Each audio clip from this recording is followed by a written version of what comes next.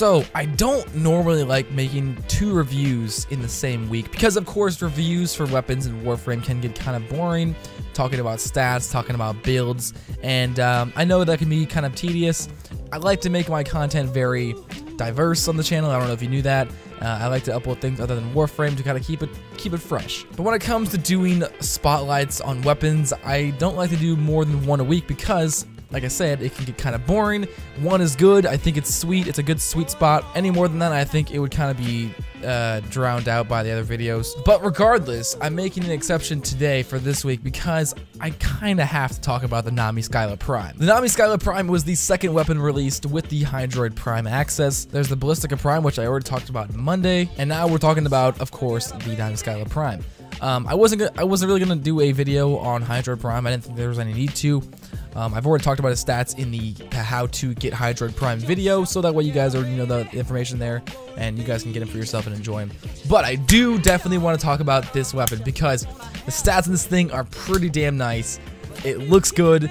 I'm just really happy to be using it. I do want to give a big thank you, by the way. I don't know if I said it in the last video, but I want to give a big thank you to MM4Y once again. He actually gifted me both of these sets.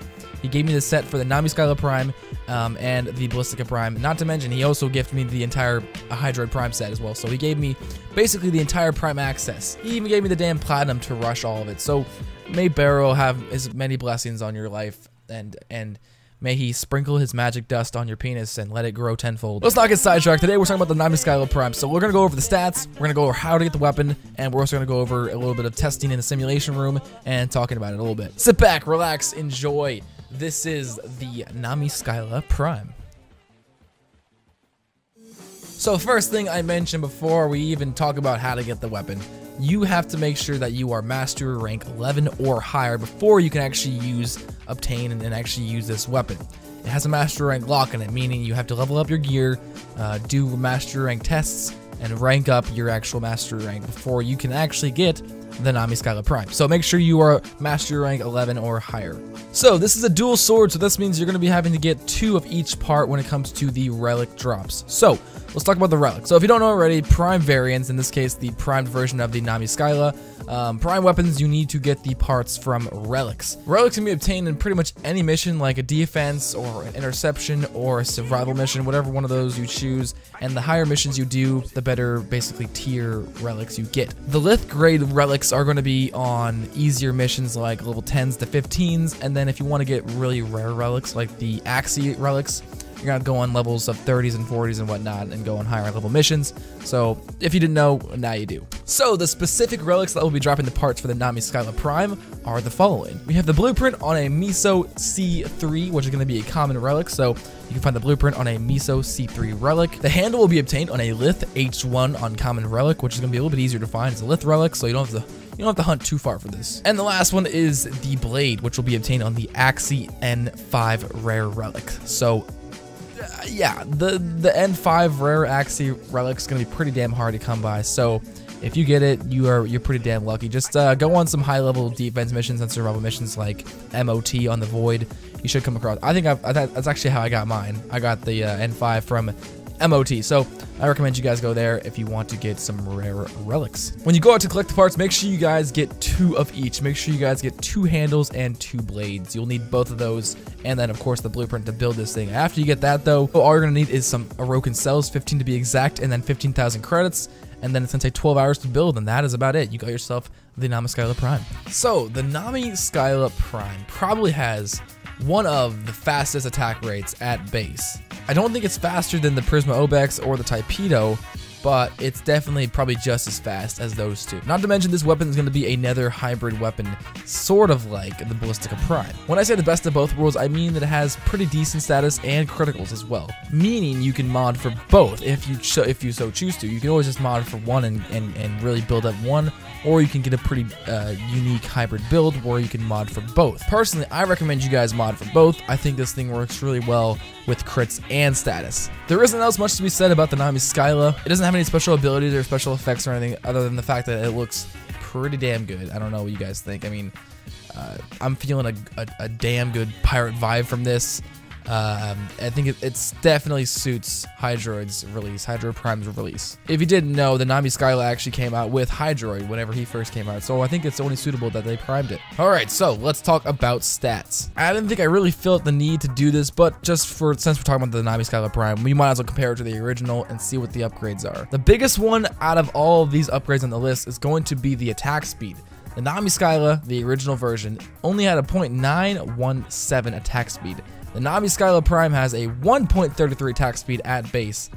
Like I said, guys, probably one of the fastest base attack speeds. The critical chance has gone up from 5% all the way up to 20%, which is honestly just plenty of critical chance. You can add in a blood rush and you can get yourself a nice crit build that will actually scale into later game. Status has gone from 10% up to 30%, so you can easily mod this thing for status as well with some dual stat mods. You can get up to 100% pretty easily. I got mine up to like 96 just because I wanted to fit on some other crit mods.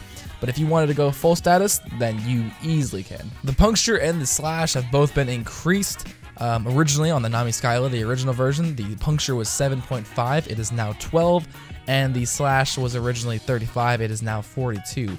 So overall on the charts, just all upgrades, all beautiful upgrades. Hopping over into the modding though, I actually haven't formatted this thing once, and it already comes with 2 V polarities and 1 D polarity. As for the stance slot, it's going to be a dash, so if you want to, you can go ahead and throw in your crossing snakes, and if you're not a fan of that stance mod, you can always format the stance polarity and you can turn it into something that can fit maybe Swirling Tiger. As for the build though, I didn't make it anything too complex. I kept it pretty much basic to the point. Here we go. So we have the 3 element stat mods I went with here. We have toxic and electricity and cold. So the top 2 here are going to be our corrosive damage. It's going to give us the 190.8 corrosive damage. And then I threw in here another stat just because I like the cold proc. I think it works pretty nice. Keeps the enemy frozen a little bit, so it makes them a little bit slower, so less of a threat. Not to mention it adds more status. So each one of these mods adds 60% status chance, so we got it up to a 96.0% status chance. And that is, of course, with the help of Drifting Contact over here, which is going to add status chance, and it's going to add 10 seconds to a combo multiplier duration. And I'll talk about why this is important in a second. So we're going to hop over now into the crits. We have Organ Shatter and we have Blood Rush. Organ Shatter is going to basically just increase our critical multiplier up to a 2.8. It's better than 1.5. 1.5 is a little bit small, to be honest. I didn't talk about that when we were talking about stats, but a 1.5 critical multiplier is pretty bad at base, but I did increase that with Organ Shatter. And then of course for Blood Rush, if you don't know, what this does basically, the more combo multiplier you have, the more critical chance you'll get. So if you just keep gaining multiplier, you'll just keep gaining more critical chance. So basically it scales up with however much combo multiplier you have. So it's basically really good to keep multiplier going. Unfortunately for us though, multipliers don't last that long. So that's why Drifting Contact comes in pretty damn handy. As you can see, it adds 10 seconds to the duration of the combo multiplier. So yeah, these 3 mods work pretty damn well together. And of course, this works well with these 2 as well, and these 3, my bad. So it adds status, and we have a good little crits going on here. And then the last 2 mods here, we have Prime Fury, which is going to be attack speed, and then Pressure Point for more melee damage. So it's pretty basic. I try to keep things pretty simple. We have our main damage mods here, attack speed and damage. We have our status on the left side, and then on the right side we have our crits. So yeah, pretty basic to the point. I think it performs pretty damn well. See what you think. So someone commented in my last video to use bombards because apparently they suck up more damage, which you're probably right. So I'm gonna go with the bombard this time. This is gonna be a level 135 bombard. It's honestly, guys, I don't know what you guys think, but this damage really is not half bad by any means. As you guys can tell, I just completely shredded those. I just completely shredded through those bombards like nothing. And the thing is, I'm not even trying either. I was really not even trying either. I was just kind of messing around. If I really like spam the hell out of this melee button, which I'm not even doing that well, it's still performing really damn well. Like that slash is probably what does the best, honestly. That slash damage really kills it in late game. And of course, the crit chance is always great as well. It always helps because the combo multiplier keeps going up. The crit chance will keep going up as well. The beauty of Blood Rush. Yeah, it's not really that much of a, it's not really a fancy build by any means, but it performs well. Jesus Christ, those things, it's just tears through infested. Jesus. I don't know. What do you guys think? I think that this build could use a little work maybe, but for the moment, at the moment, I am enjoying it quite a bit. Not to mention, oh, I didn't mean to slam, my bad. Forgot I was using Hydroid. Yeah, there we go. you do whatever you want to him now, buddy. Like I said, I'm happy with the build. I really am enjoying it. So let me know what you guys think down below in the comments of the build and the weapon itself. If you guys already have the weapon, let me know what you guys think of it in your honest opinion down in the comments below. Thank you for watching, guys. My name is M.C.I.K. I will see you guys for tomorrow's video. Have a great day. Stay sexy. Subscribe to join the Feline pack today. And peace out.